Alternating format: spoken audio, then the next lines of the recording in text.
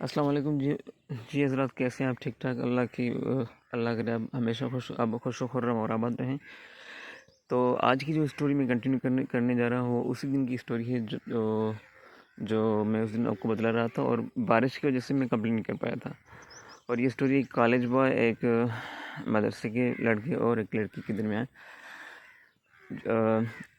ناصر جو ہے college boy تھا، اور اپنا مولانا محمد اویس جو مدرسے کے طالب علم تھے اس دور میں، اور ایک تیسری تھی لڑکی جو کہ اپنے والدین کی لاڈلی تھی، اور الحمدللہ بہت ہی پیاری، اور پلس میں وہ فرما بردار بھی تھی۔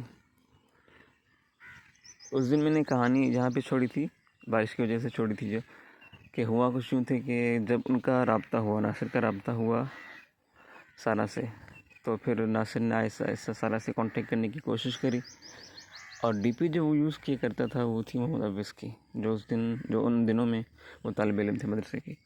تو ہوا کچھ یوں کہ سارا نے پہلے تو یعنی کہ ان کو شرم و حیا دلانے کی کوشش کری کہ آپ کو کم از کم اپنے معاشرے کا ہی خیال کرنا چاہیے، کہ ایسے کسی بات نہیں کیا کرتے بغیر کسی کی مرضی کے۔ تو انہوں نے کہا کہ میں کوئی ناجائز یا کوئی بدتمیزی آپ سے نہیں کر رہا، بلکہ آپ سے سیدھی سی بات کر رہا ہوں، اور میں آپ سے یہ بھی پوچھ رہا ہوں کہ اگر آپ راضی ہوں تو میں آپ کو نکاح کا پیغام بھی بھیجوں گا۔ تو کچھ وقت گزرا تو سارا اس بات پہ ایگری ہوئی کہ میں کم از کم آپ سے فری ٹائم میں آپ کو رپلائی دے دیا کروں گی۔ اس سے زیادہ اگر آپ نے تنگ کرا تو میں پولیس کمپلین کر دوں گی یہاں تک۔ تو وقت گزرتا گیا، اور جو ناصر تھا وہ کیونکہ کالج میں پڑھتا تھا، اور سارا نے نیو ایڈمیشن لی تھی فرسٹ ایئر میں، اور وہ تو سینئر تھا۔ وقت گزرتا گیا، اللہ کا کرنا کچھ یوں ہوا کہ کچھ وقت گزرا، اور سارا جو ہے سو کافی اگنور کیا کرتی تھی، مگر جو ناصر تھا وہ کنٹینیوسلی سارا کو، کیونکہ وہ اس سے واقعی میں محبت کرتا تھا کسی حد تک، لہٰذا وہ اسے نہیں چھوڑتا تھا، اور وہ اسے میسیجز چیٹ کیا کرتا تھا۔ جب سارا کی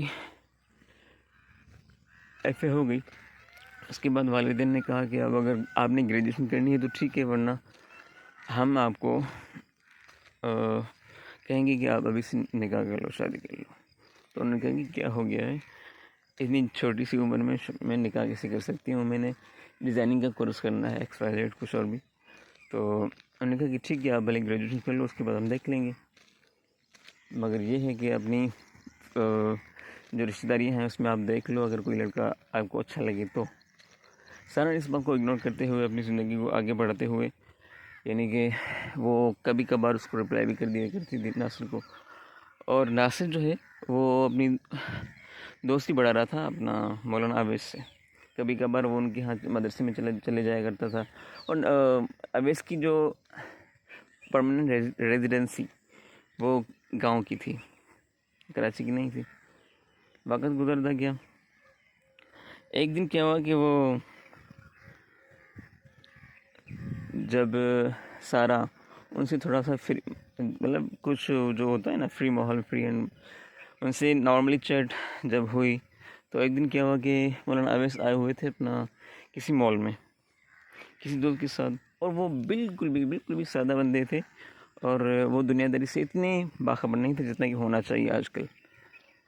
تو اس نے ان کے دوست نے فورس کرا کہ آپ اندر چلو، انہوں نے کہا کہ نہیں یار، اندر جو ہے میرا دل نہیں کرتا کہ میں اندر چلوں، اور ویسے بھی میں اندر چل کے کیا کروں گا۔ اسی کشمکش میں سارا جو ہے اپنے پیرنٹس کے ساتھ شاپنگ پہ آئی ہوئی تھی۔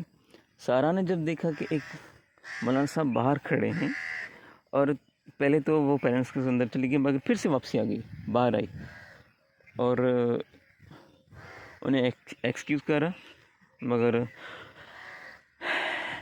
اب حافظ صاحب نے اپنی نظریں نیچی کر لی، اور پوچھا کہ جی محترم، میں آپ کے لیے کیا کر سکتا ہوں، مجھ سے کوئی غلطی ہو گئی یا کچھ اور؟ تو انہوں نے کہا کہ اب نئے کیوں بن رہے ہو؟ جب یہ اویس نے بات سنی تو اسے تھوڑا عجیب لگا، تو اس نے کہا کہ معاف کریے، میں آپ کو پہچانا نہیں۔ تو پھر اسی یعنی کہ انہی باتوں میں کچھ باتیں ہوئی، کچھ لین دین ہوئی، مگر اویس کو بہت ہی تعجب ہوا، اور اویس بس یوں ہی رپلائی کرتا رہا کہ اگر اللہ نے چاہا تو پھر، اور یہ ان کا تکیہ کلام تھا کہ ہر بات پہ، ہر دوسری بات پہ وہ یہی کہا کرتا تھا کہ اللہ نے چاہا تو. اور ناصر نے بھی اویس کی یہی بات پکڑی ہوئی تھی، یہی کمزوری پکڑی ہوئی تھی. وہ بھی جب اپنا سارا سے چیٹ کیا کرتا تھا تو ہمیشہ یہی کہا کرتا تھا کہ جب اگر اللہ نے چاہا.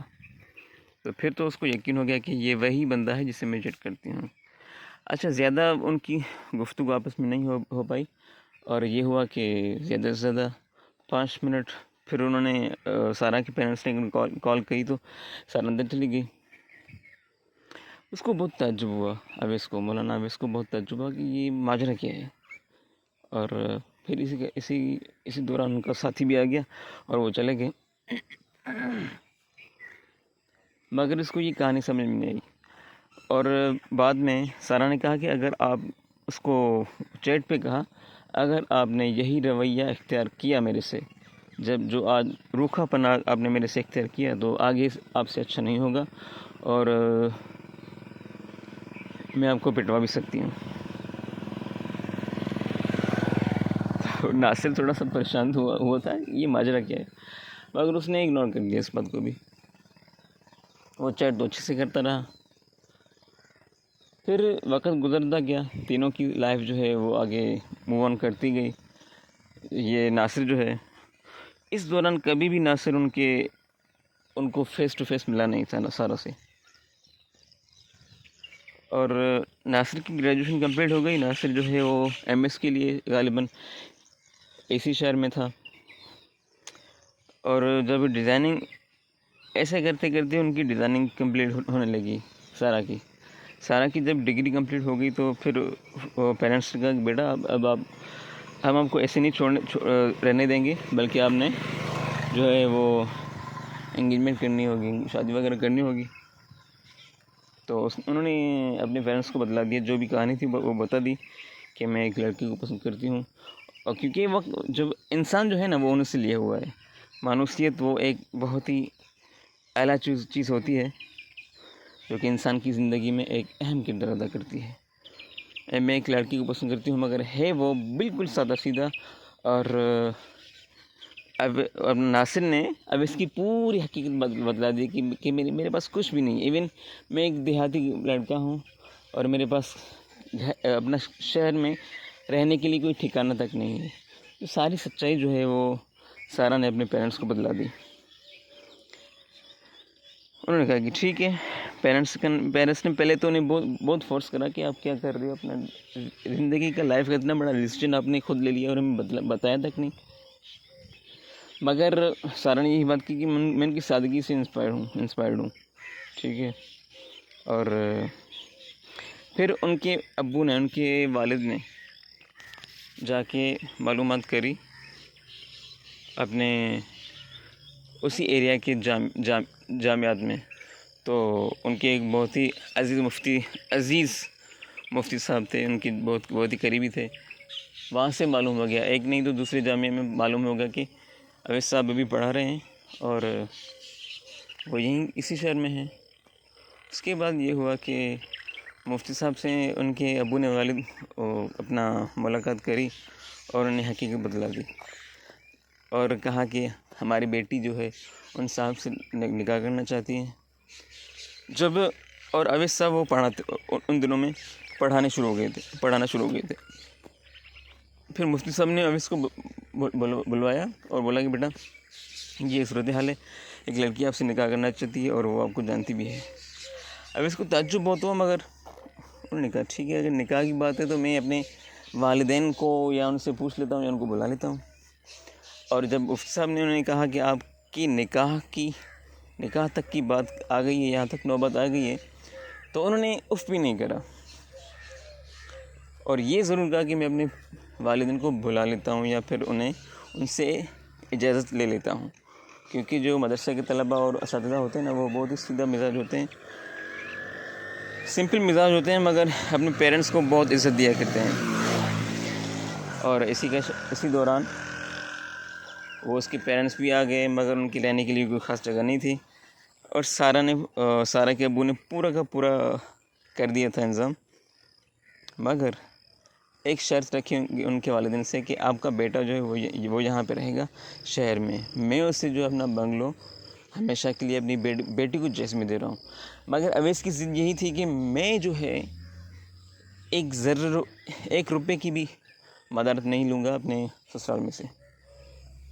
مگر جو ہے مفتی صاحب نے، سارہ کے ابو نے پھر مفتی صاحب کو کنونس کیا کہ کم از کم راج تو لے لے، اور اب اس کا یہ بھی ایک تھا کہ اگر میں شادی کر رہا ہوں سارہ سے تو میرے کچھ چند شرائط ہیں جو کہ ازل شریعت جائز بھی ہیں، اور میری یہ صرف بیسک ڈیمانڈ ہے کہ سارہ فل پردہ کرے گی اور اپنے پیرنٹس سے ایز این ہیلپ یعنی کہ مدد کے لیے کبھی کچھ بھی نہیں لے گی۔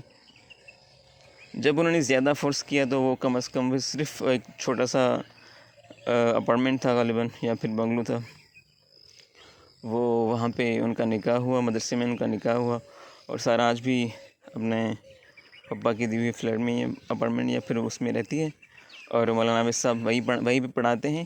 اور ناصر نے جب یہ ساری صورتحال ہمیں بتائی، یہ پوری کی پوری اسٹوری بتائی، تو وہ تعجب بھی بہت ہو رہا تھا، اور پلس میں خوش بھی بہت تھا کہ دیکھیں اللہ پاک جو ہے وہ اسٹوری کا رخ کیسے بدلتے ہیں۔ اور ایک اور بات کہ کسی کی، پھر ناصر نے خود ہی بتلایا کہ زندگی میں کبھی کسی کی آئیڈینٹی چرانا نہیں چاہیے، اور آج تک غالباً سارہ کو یہ معلوم نہیں ہو سکا کہ جو بندہ اسے چیٹ کیا کرتا تھا سوشل میڈیا پہ وہ کوئی الگ تھا، اور جس سے ان کا نکاح ہوا ہے وہ کوئی الگ ہے۔ تو میرے دوستوں، یہ زندگی بہت ہی عجیب ہے۔ اللہ پاک سب کی زندگی سب کی خوشیاں، سب کی زندگی جو ہے وہ اپنے فضل و کرم سے بڑھائے، خوشیاں بڑھائے، زندگی بڑھائے، اور سب کا دامن جو ہے وہ خوشیوں سے پرنور رکھے ہمیشہ، اور ایمان و صحت کی زندگی ہم سب کو عطا کرے، اور اسپیشلی اس جوڑے کو جو کہ آج کل کراچی میں رہتے ہیں اور زندگی اپنی اچھے سے بسر کر رہے ہیں۔ اللہ پاک ان کو بھی خوش رکھے، ہماری دعائیں ان کے ساتھ ہیں، اور ملتے ہیں کسی اور اچھی سی کہانی میں، جب تک کے لیے اللہ حافظ۔